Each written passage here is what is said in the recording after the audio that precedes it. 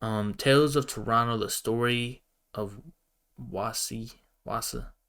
I don't know. Nah, these has been addicting. These have been good ass videos. They've been wild videos.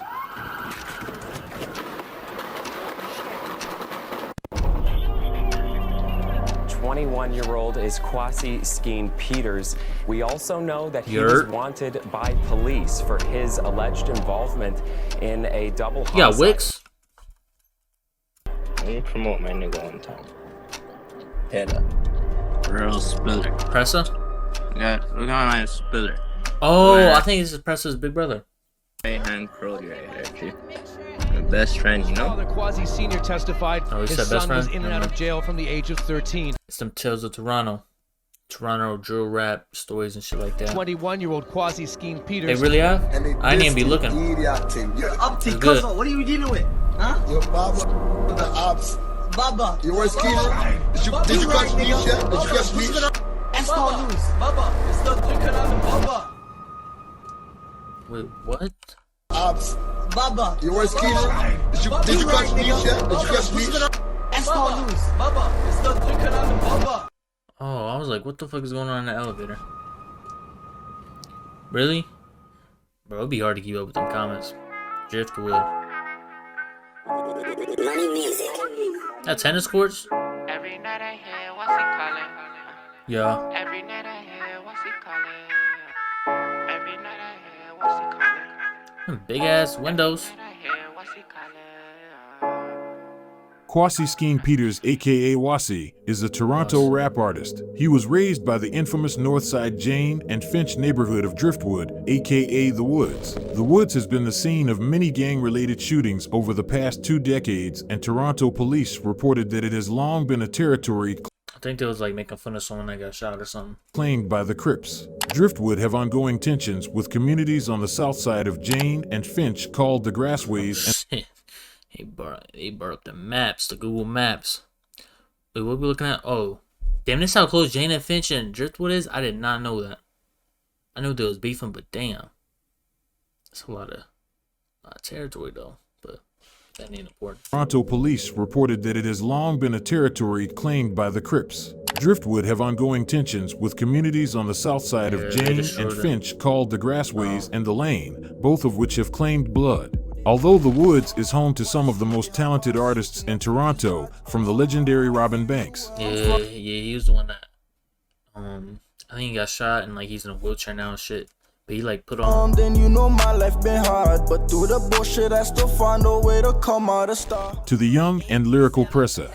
Lost a murder trial, you should have played out. Like Pressa said, I want the Lambo in the mansion. Nah, his voice, I just can't. Drift in my DM, so I know she back. The notable neighborhood has also birthed some of Toronto's biggest demons.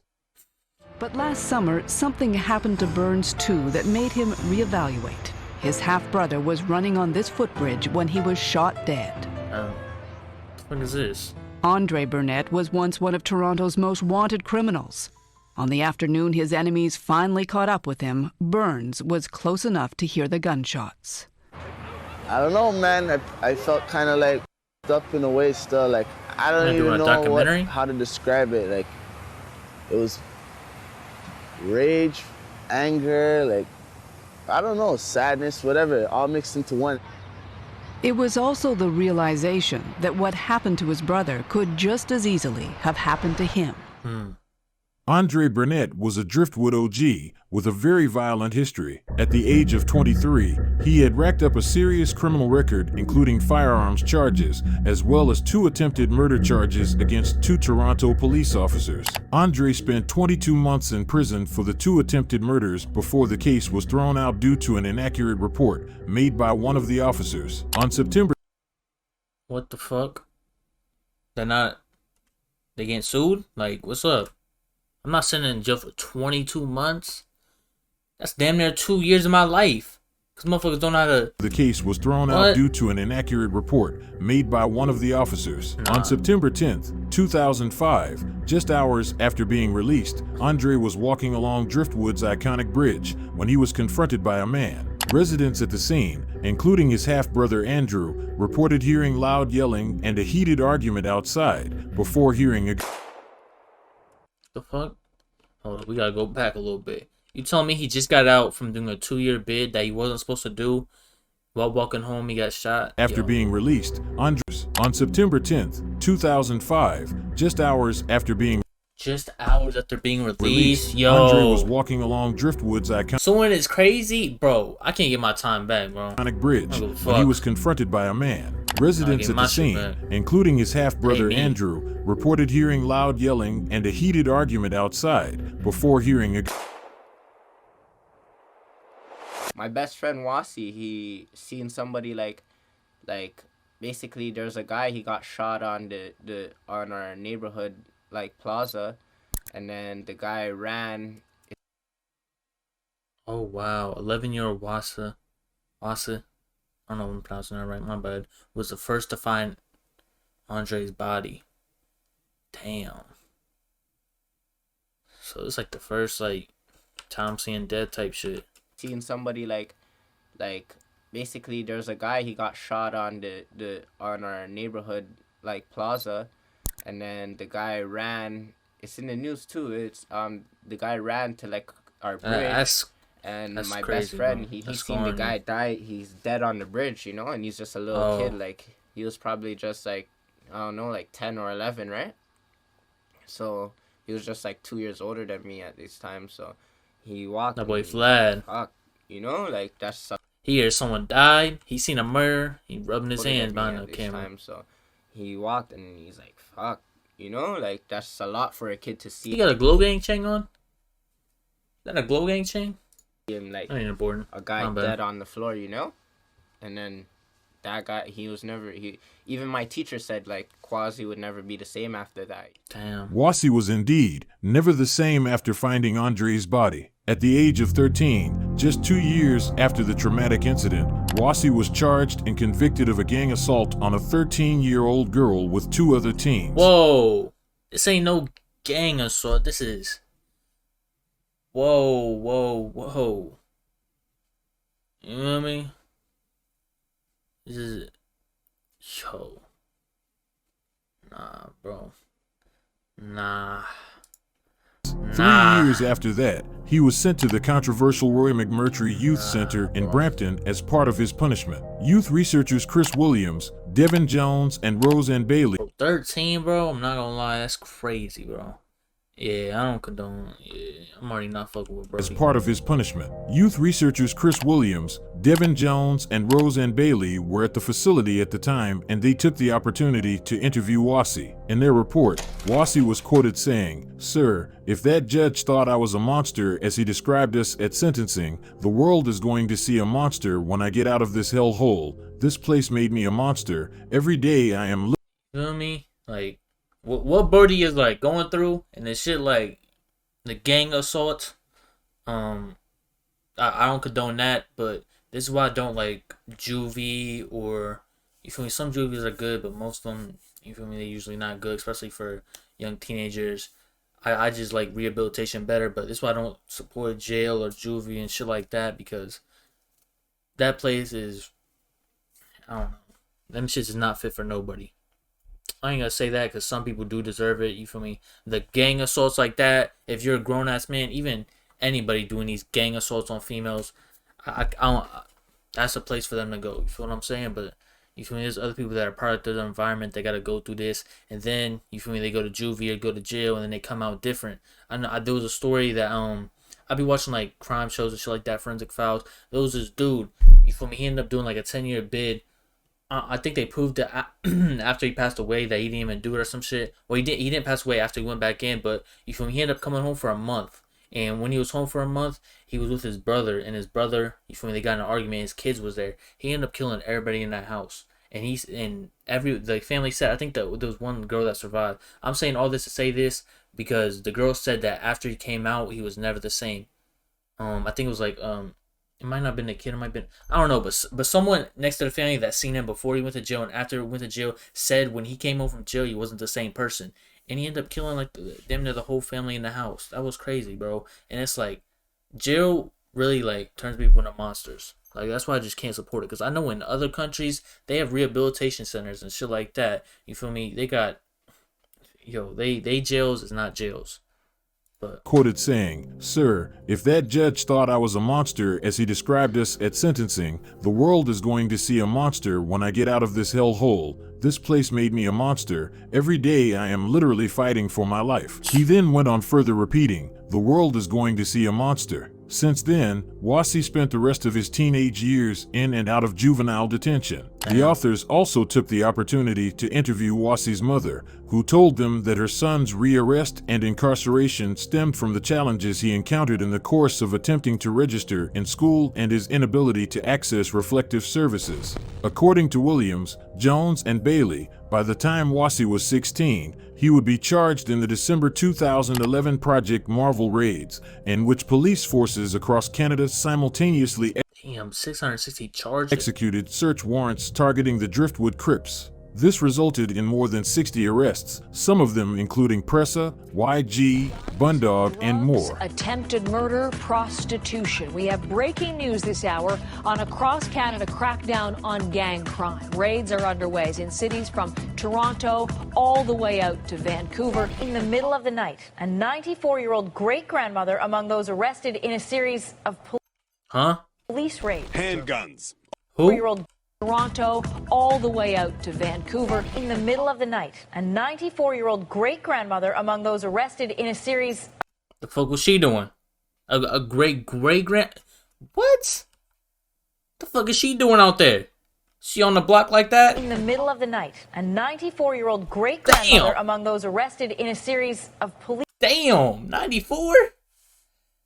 Bro, she can't even squeeze the trigger. That shit gonna break her hand. The fuck going on? Or is she dealing or some shit?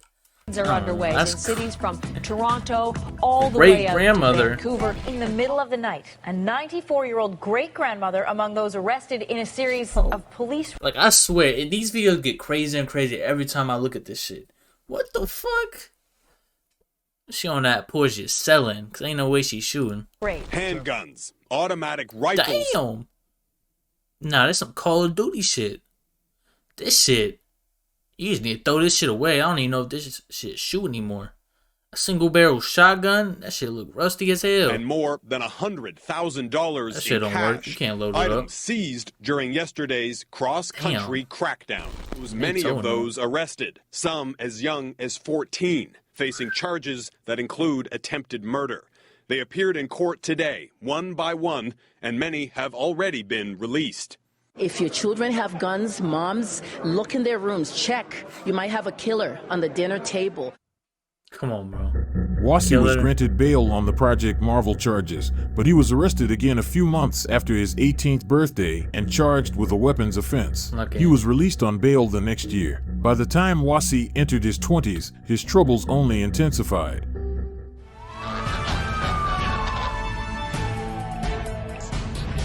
We're continuing to follow breaking news from the Queen and Dovercourt area. For the very latest, we go live to the scene, and CP24's Arda Karen, who has bro.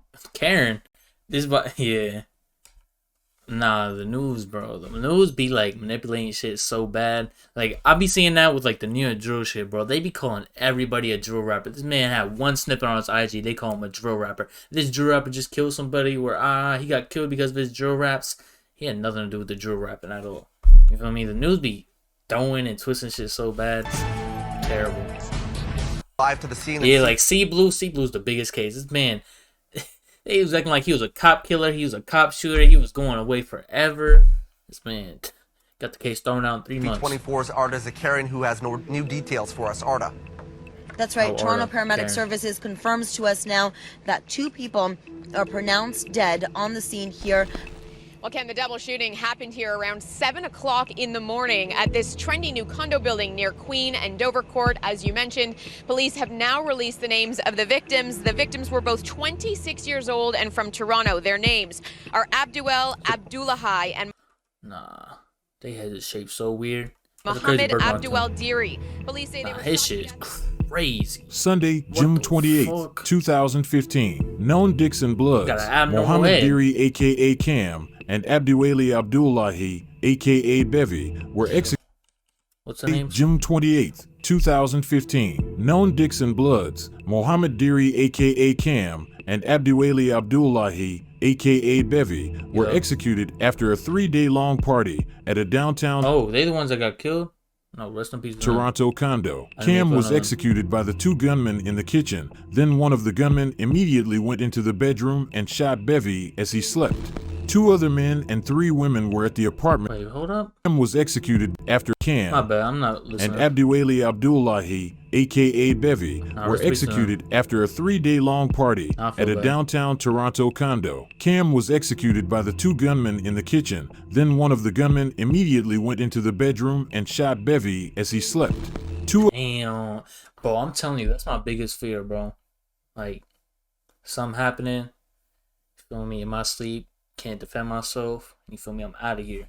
2 other men and 3 women were at the apartment before the shootings. The men had apparently just left the apartment and were in the corridor outside at the time of the shootings, while the women were still in the apartment, but had gone out on the balcony to smoke. After the shooting, one of the men took Cam's chain off his neck and his $250,000 Rolex watch. Left the apartment and 3 immediately went into the bedroom and shot Bevy as he slept. 2 other men and 3 women were. Wait, how the fuck they got mugshots? Because that's what I thought. That's why I was like talking about them at the start. They had mugshots. It was really the apartment before the shootings. The men had apparently just left the apartment and were in the corridor outside at the time of the shootings, while the women were still in the apartment but had gone out on the balcony to smoke. After the shooting, one of the men took Cam's chain off his neck and his $250,000 Rolex watch. No way. They then left the scene with no cooperating witness. That's why they got with them. 250,000 is crazy. And a lack of evidence. Investigators assumed this would lead to a cold case. However, in just 2 weeks, they had a major break. July 10th, 2015. Toronto police would ask the public in identifying 2 men caught on CCTV celebrating the slayings. Just an hour later, the 2 men were Wassi and his childhood friend, Kamal Hassan. The footage appears to show Kamal reenacting the incident and Wassi wearing the chain Cam was robbed of. The original video was removed, but has since been re-uploaded and is sitting at almost 400,000 views. Yo. You heard that right. A re-uploaded video of Wassi and his homie celebrating a drill is sitting at almost 400,000 views. Crazy stuff. That same day, Toronto police would put out a Canada-wide warrant for. Yo, am I seeing this right? Like, y'all know damn near every elevator got a fucking camera in it. That's so fucking. An hour later, the 2 men were Wassi and his childhood friend, Kamal Hassan. It could be just coincidence. The footage appears to show Kamal reenacting the incident and Wassi wearing the chain Cam was. Wait, is this in the same elevator as like where they did or where they allegedly did the shit from at? Like where? Because that would be crazy if y'all just got in the elevator like nothing happened an hour later and then reenacted in the same building that it happened. Was robbed of. Oh, no. The original video was removed, but has since been re-uploaded and is sitting at almost 400,000 views. You heard that right. A re-uploaded video of Wassi and his homie celebrating a drill is sitting at almost 400,000 views. Crazy stuff. That same day, Toronto police would put out a Canada-wide warrant for Wassi while Kamal surrendered shortly after the announcement.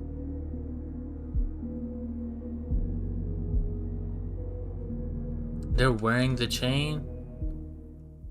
No, they're not. Who's wearing the chain? We'll go back. Nah, that can't be the chain. They not that stupid. Come on now. Ain't no way, right? Right?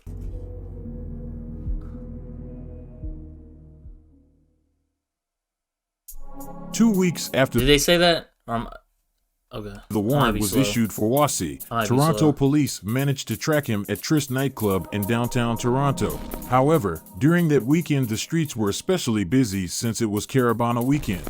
Constable Reed was conducting surveillance on Wassi during this time, and he spotted him along with several men wearing shirts with Up Top written on the chest. Up Top is another term for Northside Jane and Finch. According to Constable Reed, he observed Wassi have an argument with the bouncer, then saw him walk to a Ford Focus with other individuals. He then passed a gun to the passenger of the vehicle and hopped into the driver's seat. Constables Riel, Lambie, and Dunn were on the Tavis team that night. Nah, so they got an undercover watching this all go down.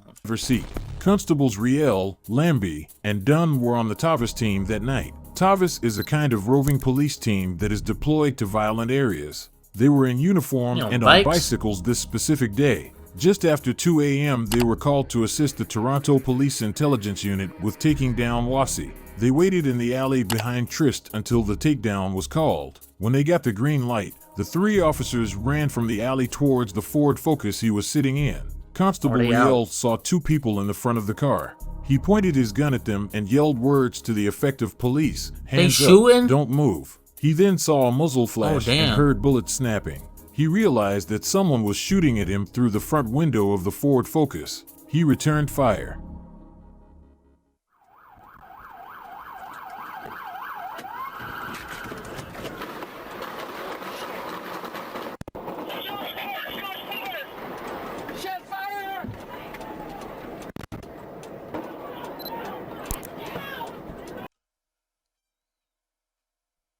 Wassi fired 7 shots at the police.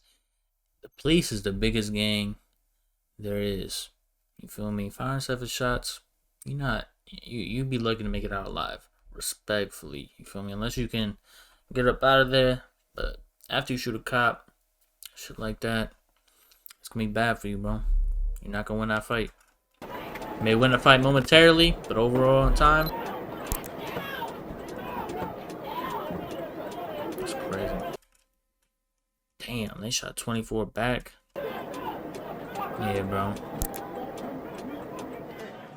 telling you right now, this guy's under arrest for attempt murder. I need you to stand over there. Okay, but I just had to make sure I understand, officer. Wassi died from a single gunshot wound to the chest. I understand, but I gotta make sure everybody's okay. I gotta make sure you're safe, he's safe, everybody's safe. Confirms that 21-year-old is Kwasi Skeen Peters. Shortly after Wassi's death, community members rallied against the officers who shot at him, claiming negligence on their part. Many believe they jumped the gun by calling in a takedown on Wassi as it was in a public area, with heavy civilian They lit that motherfucker up. presence, which was further exacerbated due to it being Carabana weekend. I'm not gonna lie, bro. First off, shooting a cop, I can't. You hear me? If you're shooting at a cop, it's tough. But doing a takedown in the middle of the city on a busy weekend puts everybody's lives at danger. Not just yourself, not just people that, you feel me, is in the other car that you're gonna take down, but civilians that had nothing to do with this. I think you should have waited. You feel me? Waited another time. Maybe you could have been executed better. But motherfuckers on bikes trying to take down, you feel me, someone that, well, he murdered 2 people allegedly. You feel me? You're not supposed to just come out the cut and he's gonna scare him and he quick to shoot. You know what I mean? You already know what he allegedly did, shit like that. So he just fiending, not fiending, but like he itching. Like he probably watching his back. He know he's wanted, and I think it's on both. You feel me? If you shoot at a cop, don't expect them not to shoot back. You feel me? But I even think the cop shooting back is crazy. Even though looks like they lit up the car, they could have killed civilian, because cops don't got the best aim either. You feel me? And he shot 7, he shot 24, he died with 1. That's 30 other shots that could have landed elsewhere and in a random civilian. You know what I mean? The complaints were taken to the director. And it's like, yeah, you gotta do something different. Of the special investigation unit, somewhere else, who man. would clear the 2 officers and claimed they were acting in self-defense and were legally justified in shooting Wassi. Fast forward 4 years, Kamal, Wassi's childhood friend and co-defendant, would stand trial alone for the double homicide. Kamal didn't hesitate to tell the judge everything. In fact, he was eager. He revealed that he was terrified of Wassi. Kamal was quoted saying, "I was scared. I didn't know what his next move was." Wassi was rocking back and forth after the murders, shouting excitedly, "I'm 2 up." "Do you know what he meant?" the prosecutor asked. "1 up means I killed a person. 2 up means I killed 2 people. That's what people usually say when they kill people. It's like a score." "How did that make you feel?" the prosecutor replied. He might not cheese bad. Like, he'll be on 2-2 G's ass because he just threw the route on his mans, but Yo, shit like this, when you taking a stand and you saying you're scared of that man, it's one thing to just throw the dirt on him, but you fucking on that stand telling it all. It's crazy. I'm hoping I'm not the next guy he kills. Kamal also agreed prosecutors got it right when they said that elevator surveillance cameras recorded him reenacting the 2 murders about an hour after they happened. Basically, I'm glorifying what he did, Kamal said, narrating the footage shown on several monitors. After spending a total of 2 years in pretrial custody, Kamal was eventually found not guilty and cleared of all charges. Yo, he not allowed back to the block though. Like he not allowed back to the block. He got his life away, but no way. Oh, that's a defense lawyer. Hugs her very happy client Kamal after jury acquitted him of a 2015 double murder. That's crazy, bro. That boy eye in his face. 3 months later. No, they got it with him? In no way, right?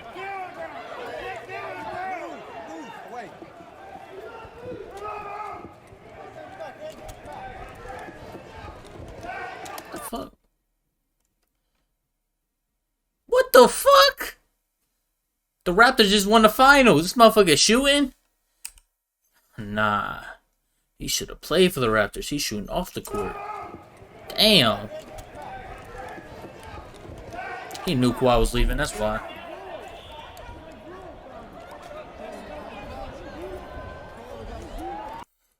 You fucking idiot, bro. Like, hopefully they got the wrong guy, but damn, bro.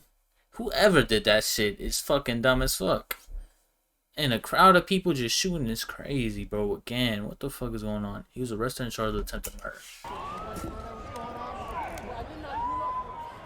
You had to fuck it up, didn't you? Everybody was celebrating. Anybody get hit? Damn. They arrested him on scene? Nah, he ready. Oh yeah, you on hots. Yo, ain't no fucking way, bro. This motherfucker, bro, he need to play the lottery because he's going crazy right now. He's being all this shit's like Mayweather. Yo, he won twice in the game of life. Yo, that's crazy ending. I don't know if he's going back to the blood, but he definitely got his life. Motherfucker shot in 2019 NBA Finals. Like, what the fuck? What the fuck? That's a wild cliffhanger. Oh, God. Damn, rest in peace to everybody, man. That shit crazy. Like, I'm telling you, bro, these gotta be the best videos out right now. He deserves way more subscribers. Because these shits is entertaining, bro. Nah, this man he shot, yo, that's crazy, bro. He shot at the NBA Finals celebration and got out the next year and cleared of all charges. How the fuck? They must have got the wrong guy. That's what it is.